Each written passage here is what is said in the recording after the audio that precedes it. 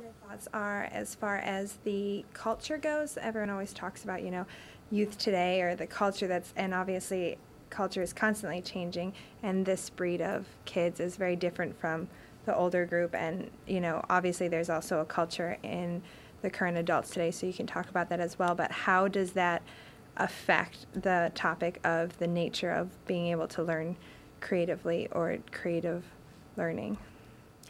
Well, I just want to start with, because I'm in the field of technology now, because the kids have so many technology tools at, just their cell phone that can take movies, and I'm seeing the kids are more and more creative because even though the institution does this to them, they have all these tools at their beck and call now, and they love using them. So it's easier and easier to get the kids, sometimes, to go around the teachers and give the kids a creative project now. They'll do it because they know they have all these great tools, and technology, I think, is helping us with that.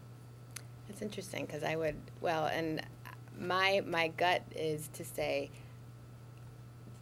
that you need to slow down, because my worry is that, and there's so much value in where we're headed technologically, but also I think to teach our students and the new generation that you need to slow down, and you need to,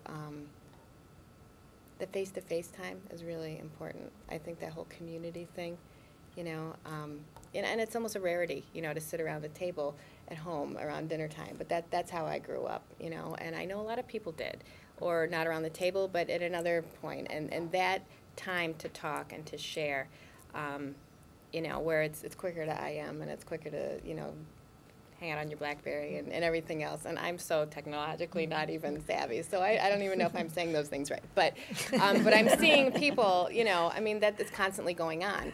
And we have to change with it, but I think we also need to remember to have those personal connections and those relationships, which I think are really very valuable. They do have those, that's how they do their relationships. That's true. So I have a 16-year-old stepdaughter, and so she's got her cell phone, and she's texting, and she's got 3 IM things going, and she's studying, and she's watching TV.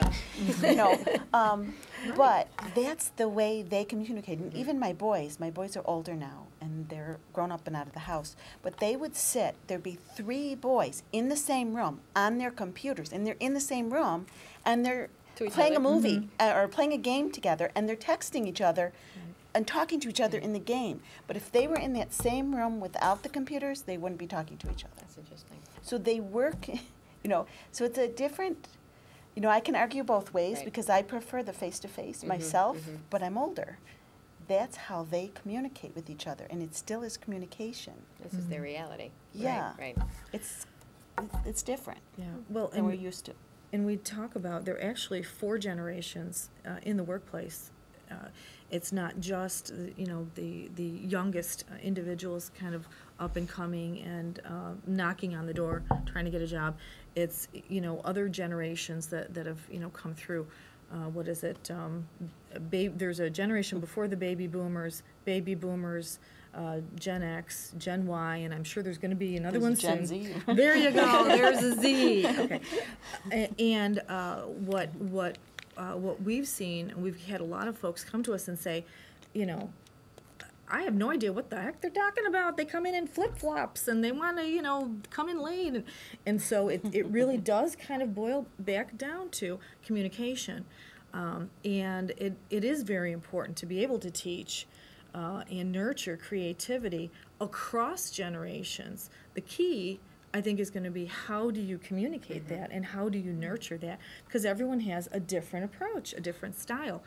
Personally, I think the face-to-face is terrific. I think reflection time is very important. But my children, 2 children, that will text me before they'll answer the phone. So I completely understand, and that's how we communicate, and I'm okay with that too.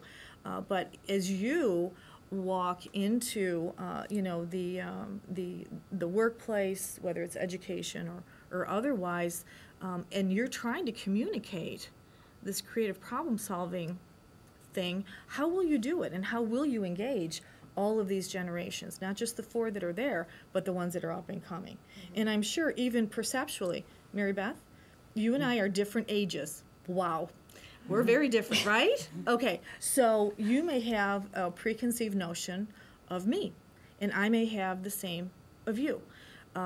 Whether it's because we're, different generations or what have you, you're going to be faced with that. So when you go in and you facilitate and you see a huge diversity, and not just, by age, but, diversity encompasses all kinds of things, intercultural, you've got a challenge. And so I think you're posing a very, very good question. How do we do that? What's a universal language that everyone will understand? Okay, thank you. So thank you for getting us started thinking about creative learning and teaching, and we'll take a break and come back. I have one.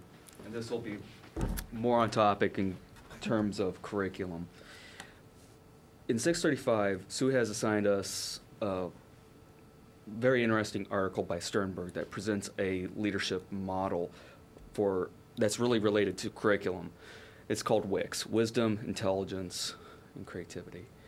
And just something that's kind of analogous is that in the positive psychology movement, creativity is separated from wisdom. There's a very clear line, and it seems to be like a trend that's happening just on the larger scale, that creativity is starting to become more associated with divergent thinking and wisdom convergent. I'm kind of wondering, how do you guys integrate the two separate thinking styles into the everyday curriculum or in your jobs and what you do? Well, creativity is that convergent thing of coming together. I mean, in order to be creative, you have to have both. You come up with the ideas, but unless you choose which ideas you're going to use and then put them together in a new way, the convergent is part of being creative. So I wouldn't put it as two separate things. That's why I think creativity is the highest level of Bloom's taxonomy, because you need all of those other things as part of. Anytime, if April does something, we say that was really creative. Whatever she did that we labeled as creativity, she had to have both convergent and a divergent thing, but she chose something. And she chose a number of somethings and put them together in a new way that made us say that's creative. So I don't see that we can separate them out. Well, Processes is I all think based on, diverging and both, converging. right, Yeah. right. Well, but I think that kind of speaks to the original myth. Myths associated with creativity to some degree, and we still battle that. When you say creativity, people immediately, at least in my different environments that I work in, their mind immediately goes to brainstorming. Well, I know how to brainstorm, big deal. They don't really understand, as Nancy said, that that's only a piece of it. It's a piece of the puzzle. It's a piece of each of the steps, in the process. So certainly we can say, okay, creative maybe has to do, if we're talking about some divergent, but this wisdom that we're talking about really is just the other side of the coin. In order to really produce some sort of a creative product or service, you have to be able to combine both. And we'll pick on April. She comes up with this creative product. Really, even when we look at the definition, creativity is novelty, but that's useful. And so you've got both sides of that coin there. And logically we can separate it, but functionally it has to be together, or it doesn't work. You have to have that wisdom to know which ideas to choose and put together in what way. Right. In order for it to really work. Yes. Yeah. Speaking of wisdom, I really thank you all for coming today. And to kind of sum up the creative teaching and learning and training, comes to mind 4 things that my colleagues are. And I've known these ladies for quite a while. Creative teachers, all 3 of them. Creative learners. So have to be a creative learner to be a creative teacher. They also teach in creative ways and teach creativity. So I applaud you and I thank you all for sharing today with us all that you have. So thank you. Thank you. Thank you. Thank you.